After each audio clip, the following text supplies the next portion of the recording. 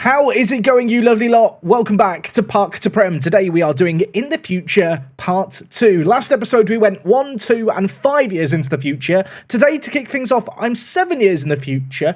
There is a reason for that. It's quite a significant season. And I say that because it is the point at which some of the big guns are starting to retire. Yes, the likes of Chelik is retiring 2 years after the end of last episode. Dodon is 35 years old as well. Efoni getting on a little bit as well at 32. Hwari and Lee Min. And I do feel like when we go down to 10 years in the future, following on from this first bit, many of these players aren't going to be here anymore. As for how Rugby Town are doing 7 years in the future, you can see here they have won the league and Arteta is still their manager. Crucially, to end the year, they've not been in any cup competitions though. So prior to the season where they've just won the league, they finished second in 2044. And well, looking at things here, they finished 1 point behind Tottenham, heartbreaking fashion. Yeah, 8 goal difference as well. Not a great deal in it, but when you compare that to some of the points totals they were getting with me at the helm, definitely fallen off a little bit. And as for the most recent season where they indeed just win the league, you can see here they have finished top despite being only the 4th highest goal scorers. Yes, the Rugby Town of old that scores lots of goals has kind of vanished. In their place though, a team that's somewhat competent defensively and has been doing reasonably well. If we look at the tactics here, you can see Arteta is sticking with his 4-3-3. I feel like it's worth acknowledging at this point actually, when you look at the starting 11 of their most recent game, there's only 2 players I didn't sign for the club. It's kind of cool to see Osse breaking into the first team, the 27-year-old. But out on the left-hand side, Caruso, who we already observed as a fantastic addition last episode, he is continuing to do reasonably well. Season just gone, he's dropped off a bit goal-scoring-wise. And up top, there is a new-look player, Oliver Flynn. This guy, how much did they pay for him? 102 million. He got 3 goals and an 11 in that first season, although he did, from the looks of it, only join in January. For the year just gone, 18 goals. This guy is their planned solution for, well, some of the big guns retiring, because if we just look at their squad, Chelik has already officially confirmed his retirement. Has he dropped off? Yes, is the answer to that. That is, the Polygon has lost weight, hasn't it? Anyway, I am rather conscious that I've not yet run the intro and we've got a whole lot to cover today, but to quickly look at the transfers the last 2 years, alongside Oliver Flynn, a couple of freebies brought in, nothing too exciting on the ins. In terms of outs, I'm looking at these players. I don't really recognise any of them. Diop left to go on a free to Sevilla. He is now retiring at the end of the year as well, having spent a couple of years in Spain. And elsewhere, Reptar, well, he was on loan at Juventus. He's now joined Juventus permanently. We signed him for £82 million. Looking at it here, the AI just didn't play him for kind of 4 years. In 4 years, he was given 10 league appearances and not loaned out, which, well, from the looks of it, has hindered his development. Despite that, though, 16 goals in 20 games for the England national team is not too shabby. And for the year just gone, he has got 16 assists in Juventus, or in Turin, where incidentally, you can see here, Gilliland is the kind of vice captain and also their key player. So 2 products of Rugby Town in Reptar and Gilliland, leading the line for Juventus. That feels weird. How are Juventus doing? They're finishing 5th for the year just gone. It's not a great reflection on our players, is it? And as for the most recent season, they have started to spend the big bucks just a little bit. There is definitely going to be reinvestment needed. Like I already mentioned, 11 players in the starting 11. 9 of them were at the club when I was there. So clearly Arteta has just kind of built off my legacy. In terms of the players that Rugby have signed, they signed this bloke for 45 million.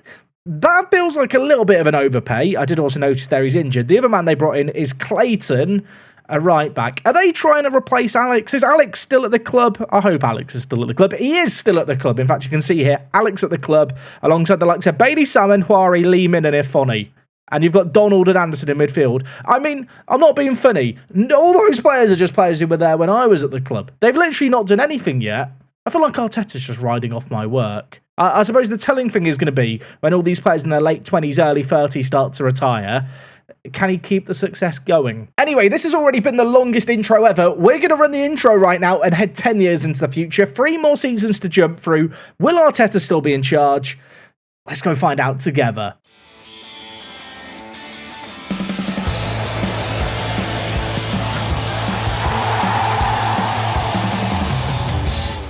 Okay, it's 2047. You can see the manager timeline here. It is crucially 10 years after I left Rugby Town. We stayed at Rugby for, I think, 13 years. Is Arteta still in charge? He is. Mikel Arteta is just clinging on to this Rugby Town job for dear life.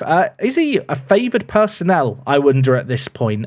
He is. He's under the Legends category with me, and also Alexi, who, as you can see, retired, aged 37. He got 172 caps, and in fact, he left Rugby Town 1 season after our most recent jump.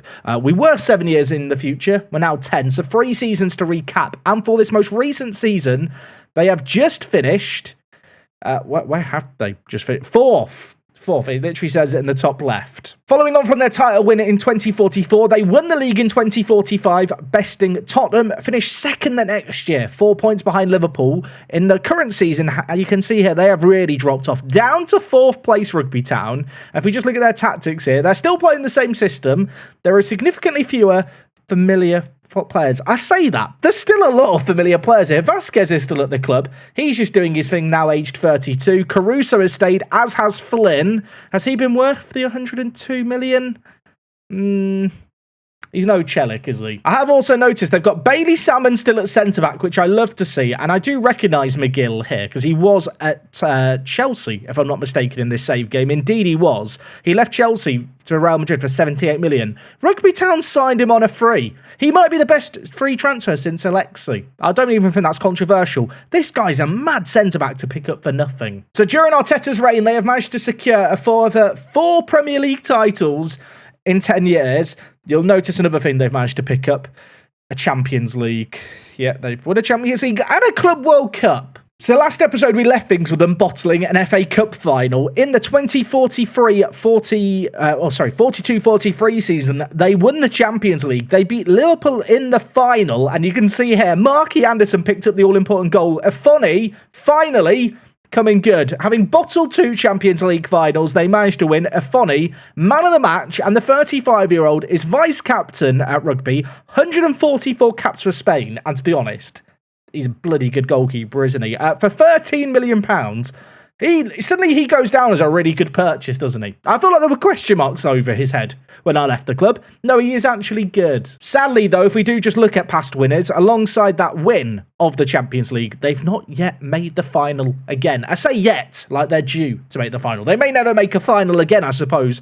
AC Milan, by the way, won it 3 years in a row. Of course, besting Rugby Town twice in the final, once whilst we were in charge. In terms of other competitions that Rugby have played in, I'm conscious of the fact they've probably won a fair few other bits. And you know what? Rather than go through the schedules we can see here, they've managed to win 3 FA Cups, 4 Carabao Cups as well, which is kind of nice to see. In terms of what they won in the most recent season, obviously 10 years on, the answer is 1 EFL Cup. They managed to beat Everton after extra time. That's unconvincing, isn't it? In this game, they played a 4-3-3. You can see the list of players here. It's mad how familiar this team is. 10 years on, we can have a quick look at the best 11 here and see how players are amassing appearances. This is absolutely wild how many other players are sticking around. Bailey Salmon, Huari, Alex, all have over 600 appearances for the club. Afoni is almost certainly going to hit that as well. The likes of Donald still at the club too. I feel like he was one of the best players when we left the club. It looks like his physicals are starting to drop off, but despite that,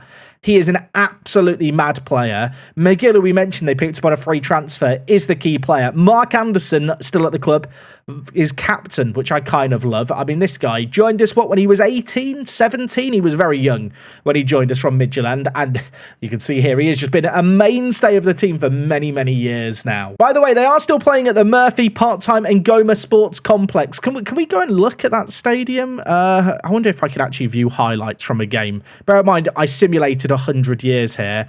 I'd kind of be surprised if we can watch a goal.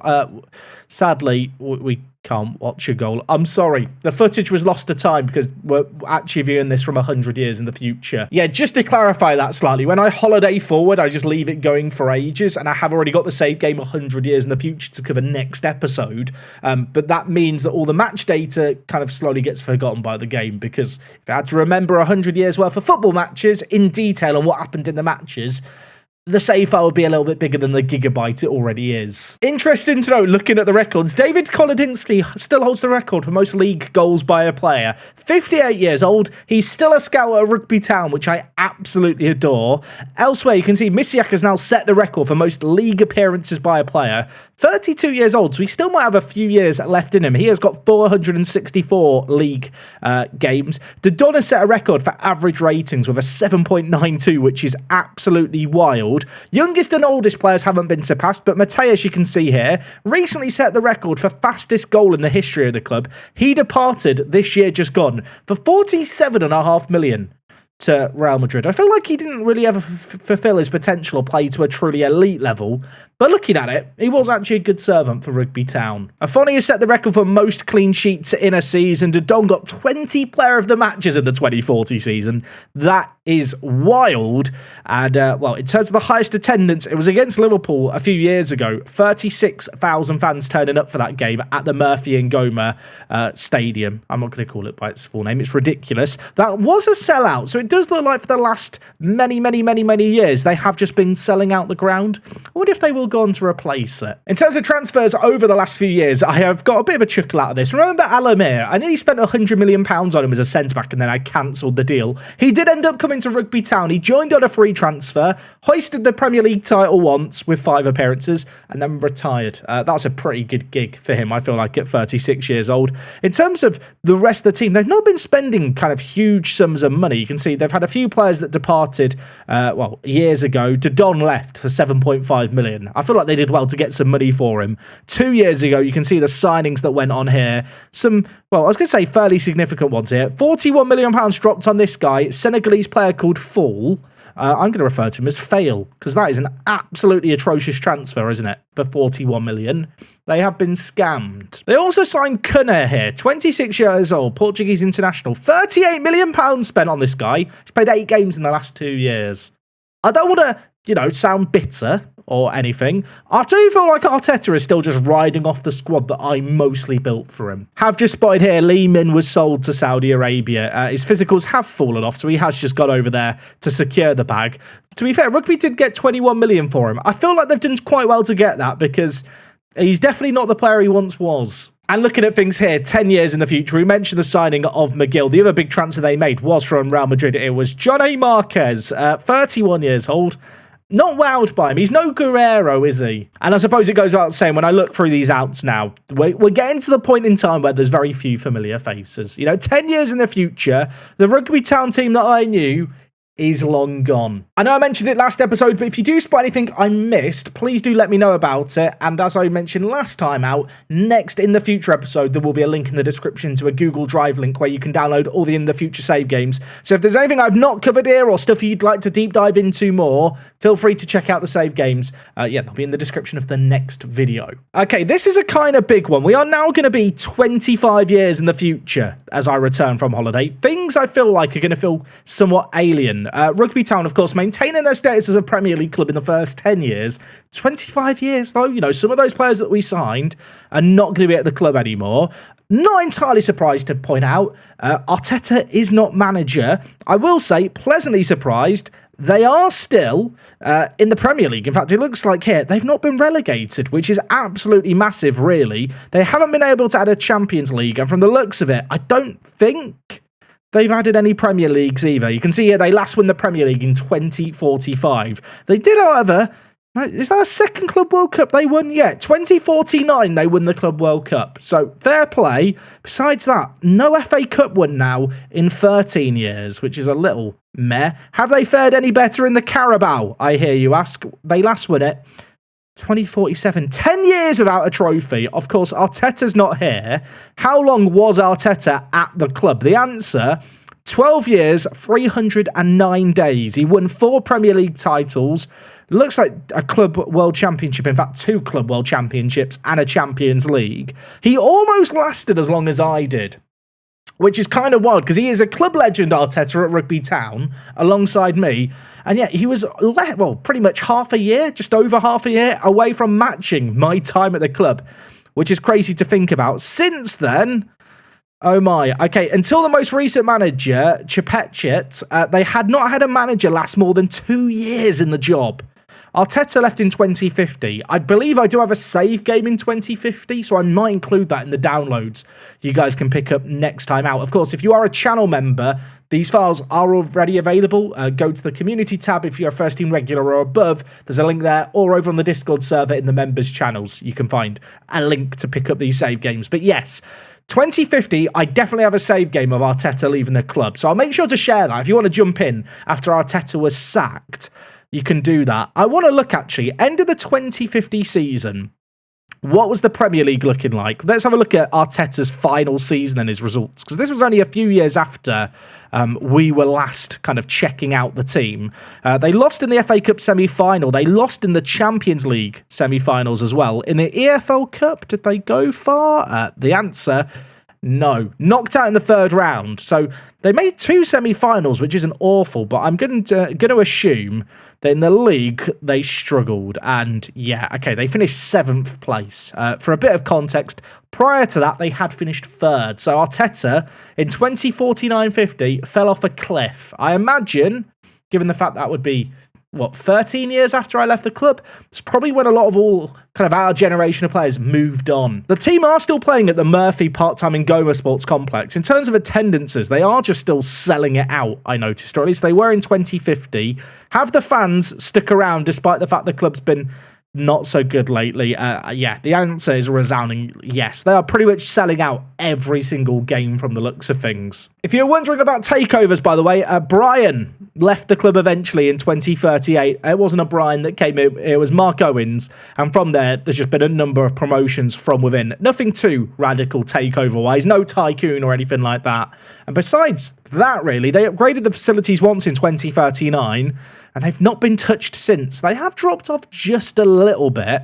I have to say, despite that, the fact they're still in the Premier League in 2025, sorry, not 2025, but 25 years later, I feel like should be kind of noted down as a pretty good achievement. Their current key player, by the way, is John Small, who is a right wing back, who is not that small, really. They picked him up. In fact, I was going to say they picked him up for X amount. No, this guy came through the academy. So you know what? Despite everything, Rugby Town's still producing players through their own ranks. I guess that is a hangover from the work that we did at the club. If we have a quick look here, I just want to see, what has the academy been producing in recent years when it comes to Rugby Town? If we look at players by value, Ryan Grimmer here, 29 years old, 15 caps for Rugby Town. He came through the academy here, which is really, really cool to see.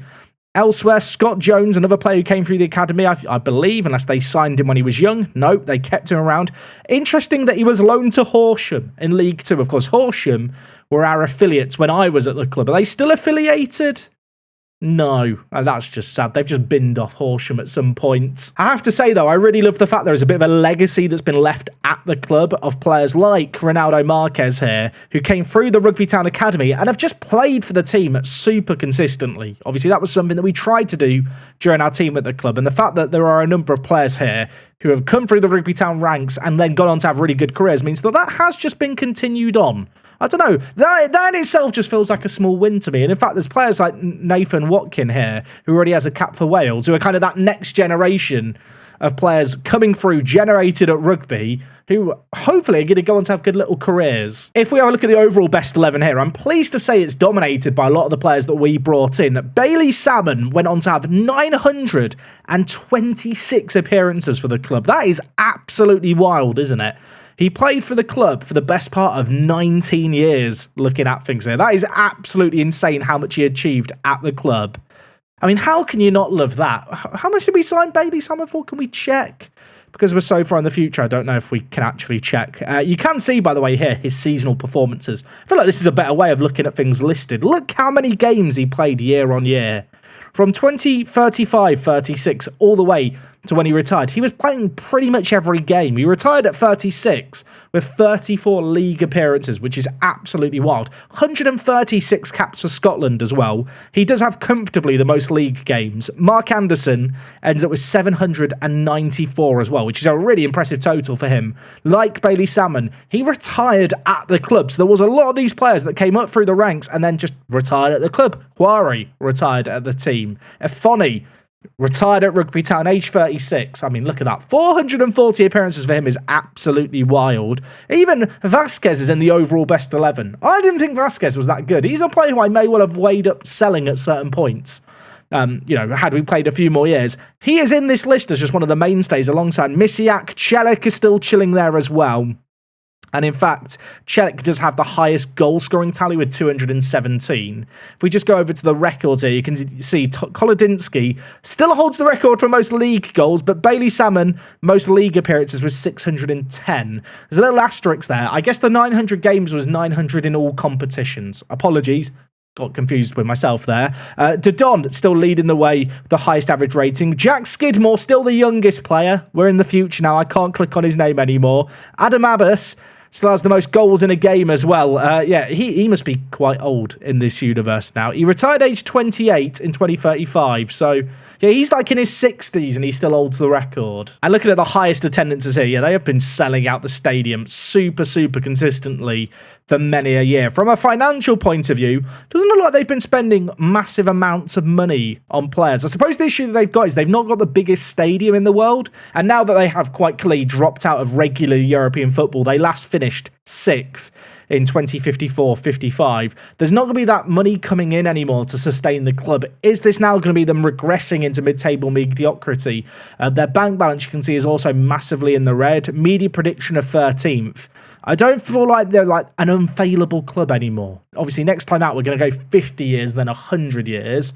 I have a sneaking suspicion things are going to look quite different. Anyway, of course, when we jump this far in the future, there's certain things that we can look at, like the Premier League table, and see, are there any teams that are surprises? I'll be honest, I'm not really seeing any massive surprises here. Of course, at this point, 25 years in the future, the crop of players in this universe now, it is completely different. If you're wondering who is the best player in the Premier League, it's this guy, Mario Ngema Muyuma. He is mad, isn't he? He's very good. He's very good. I don't think we need to say much more else. Look at that polygon. I am going to flick through the league tables here. I assume there's going to be some odd teams that have come up and down through the years. So if you spot anyone particularly odd that I don't spot, please let me know down below. I don't feel like there's anything too outrageous there. Notts County in the Championship, I suppose, might be a fairly big one. Norwich City have just won the playoffs to get promoted back to the Championship. Sutton United have climbed up to, League One. In fact, it looks like they've been in League One a little while. If I'm not mistaken, Sutton United starting like the 9th tier. So kind of impressive they managed to climb up and, for the most part, at least be a regular challenger just outside the playoffs in League One. Elsewhere in this division, Scarborough Athletic, probably a little bit of an unusual one there. In League 2, if we just have a real quick look at things, Solihull Moors making it up through the playoffs. Corinthian Casuals are here. Now, if you've never heard of this team, I'd understand that because they are a non-league club. In Football Manager, this team is locked at being amateur, and in fact, they are still amateur here. They've got £12 million in the bank. Their media prediction was first. None of their players play on professional deals. It's like hard locked in Football Manager that they'll never go pro or anything. Their key player is Austin Tanner here, who they pay, nothing because they're casuals, they're amateurs. They've made it all the way to League 2. You know what? I kind of respect that. Huddersfield have just been relegated out of the Football League as well. Looking at the National League, any shocking big teams here? Horsham FC, not a shocking or a big team, but of course, our own side. Sheffield Wednesday relegated down out the National Leagues. They'll be going into the National Regional Leagues. Looking at the National Regional Leagues here, I don't see any super surprising teams here. Boston United still stuck in the National North. Of course, once upon a time, a team that we managed as part of a Park to Prem save game. And as for the National South, you can see here, anything particularly weird? I'm sure there is, and I'm just not spotting it. Here's the table. If you spotted anything, let me know it. If you were wondering, by the way, were there any Rugby Town players or former players that became like staff members and active players? I did have a little bit of a look. There really wasn't that many. When I was kind of going through this list, I don't think any of them were. Sam Fay, if you're wondering how he ended his career, by the way, he retired after a short stint at Real Madrid. Yeah, he moved to Real Madrid when he was 32 for a little bit, living out a boyhood dream, I suppose. Rojas went on to be a legend at Manchester United. I absolutely detest that. He played more games for Manchester United than us. I just remembered there's that "Where Are They Now" button, isn't there, that you can click. You can see here, only one player in the overall best 11 is still at the club. It's John Small, the man that we already looked at. In terms of the other players, I mean, you can see them all here. None of them play anymore. And if I'm not mistaken, literally none of them are staff members. Even the ones that I don't know. In fact, I say that, Kuame. I don't know who he is, but he's in the overall best 11. He is a staff member, albeit unemployed. Yeah, I hate to say it, everyone. They have all just retired. None of them decided they wanted to stick around in football. I don't know if that reflects on my management style, the fact that none of the players that played under me wanted to kind of stay around. I feel like that's not the best reflection on me as a manager, is it? Anyway, folks, next time out, we're going to be going 50 years and then 100 years in the future. Hope you're excited for that one. It will be dropping in a few days' time. Until then, take it easy. It's me, Jack, and I'll talk to you guys in a bit. I'm out.